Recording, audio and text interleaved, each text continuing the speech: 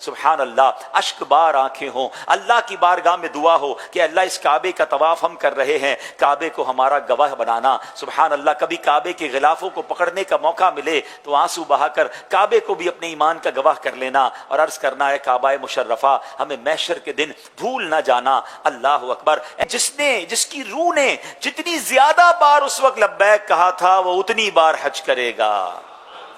جب ہی کہا جاتا ہے نا یہ بڑے کرم کے ہیں فیصلے، یہ بڑے نصیب کی بات ہے۔ سبحان اللہ، آپ سفر حج پر جا رہے ہیں، آپ کی کس قدر خوش بختی ہے۔ دیکھو اے حاجیوں، طواف کعبہ جو ہے نا، کعبے کا دیدار، کعبے کا طواف، کعبے کا قرب، یہ کتنی بڑی سعادت ہے۔ اللہ اکبر۔ ذرا سنتے جائیے اور ایمان تازہ کرتے جائیے۔ حضرت سیدنا وہب بن منبہ رحمت اللہ تعالی علیہ فرماتے ہیں، تورات شریف میں ہے کہ اللہ عز و جل بروز قیامت اپنے 7 لاکھ مقرب فرشتوں کو بھیجے گا، جن میں سے ہر ایک کے ہاتھ میں سونے کی زنجیر ہوگی۔ اللہ عز و جل فرمائے گا جاؤ اور بیت اللہ شریف کو ان زنجیروں سے باندھ کر محشر کے میدان کی طرف لے آؤ۔ یعنی کعبہ بھی میدان محشر میں آئے گا، مگر پروٹوکول دیکھیں، کعبے کا شرف اور اس کا جو کہتے ہیں اس کی بزرگی دیکھیں کہ 7 لاکھ فرشتے بھیجے جائیں گے، سونے کی زنجیریں ان کے ہاتھ میں ہوں گی اور وہ کعبے کو گویا اس میں باندھ کر میدان محشر کی طرف لائیں گے۔ اب سبحان اللہ، جب کعبے کو کھینچا جائے گا نا اور ایک فرشتہ کہے گا اے کعبۃ اللہ چل، تو کعبہ مبارکہ فرمائے گا میں نہیں چلوں گا جب تک میرا سوال پورا نہ ہو جائے۔ اللہ اکبر۔ اب کعبہ کیا سوال کرے گا؟ تو فضائے آسمانی سے ایک فرشتہ پکارے گا تو سوال کر، تو کعبہ عرض کرے گا اے اللہ عز و جل تو میرے پڑوس میں دفن ہونے والے مومنین کے حق میں میری شفاعت قبول فرما۔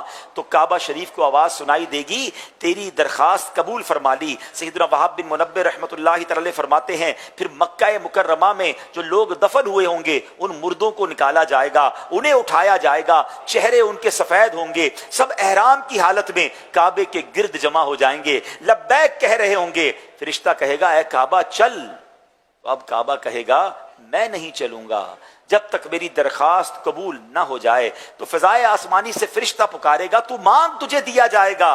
کعبہ کہے گا اے اللہ تیرے وہ گناہگار بندے، سنیے یہ کعبہ ہمیں بھی نہیں بھولے گا۔ اے حاجیوں تمہیں مبارک ہو، اے کعبہ کا طواف کرنے والوں تمہیں مبارک ہو۔ کعبہ کہے گا اے اللہ عز و جل جو لوگ تیرے گناہگار بندے اکٹھے ہو کر دور دور سے غبار آلود ہو کر میرے پاس آئے، اپنے اہل و عیال کو چھوڑا، اپنے احباب کو چھوڑا، انہوں نے فرما برداری اور زیارت کے شوق میں تیرے حکم کے مطابق مناسک حج ادا کیے، میں تجھ سے سوال کرتا ہوں اے اللہ ان کے حق میں بھی میری شفاعت قبول فرما، ان کو قیامت کی گھبراہٹ سے امن میں رکھ اور انہیں میرے گرد جمع فرما دے۔ تو ایک فرشتہ ندا دے گا اے اس میں تو ایسے لوگ بھی ہوں گے جنہوں نے تیرے طواف کے بعد گناہوں کا ارتکاب کیا، اتنے گناہ کیے کہ جہنم ان پر واجب ہو گئی ہے۔ یعنی حج تو کیا مگر حج کے بعد گناہوں سے باز نہ آئے، گناہ کر کر کے اپنا نامہ اعمال گناہوں سے بھر دیا بلکہ جہنم واجب ہو گئی۔ اللہ اکبر۔ کعبہ عرض کرے گا اے اللہ میں تجھ سے ان گناہگاروں کے حق میں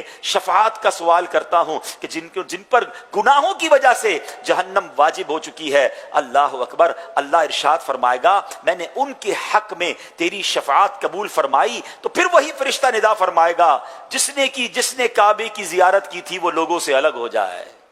محشر کے میدان میں اعلان ہوگا جس نے کعبے کی زیارت کی ہے وہ الگ ہو جائے۔ اللہ عز و جل ان سب کو کعبے کے گرد جمع کر دے گا، ان کے چہرے سفید ہوں گے، جہنم سے بے خوف ہو کر سبحان اللہ اس دن کعبے کا طواف کریں گے، وہ لبیک پڑھیں گے۔ فرشتہ کہے گا اے کعبہ چل۔ اللہ اکبر۔ سوچئے منظر کیسا ہوگا۔